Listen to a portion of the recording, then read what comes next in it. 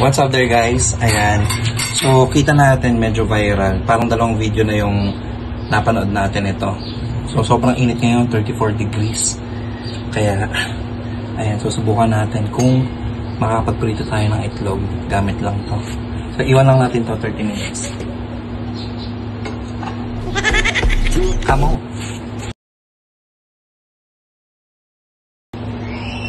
2,000 years later. Tignan natin kung mahalo tayo natin.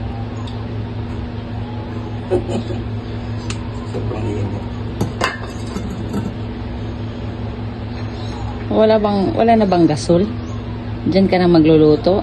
Try ko lang. Sa gusto pong mag-sponsor sa amin ng gasol? Uy. Gutom na po si Mahal. Try lang natin.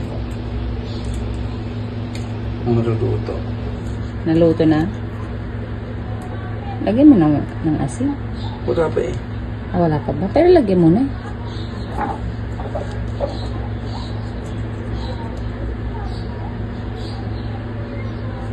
Ang tunay.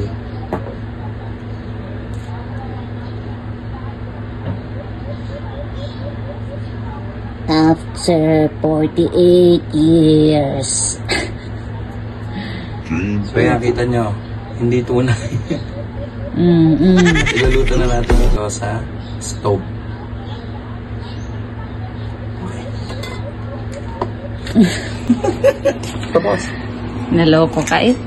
It's a prank eh. It's a prank. Yan, napanood ko kasi ito sa sa mga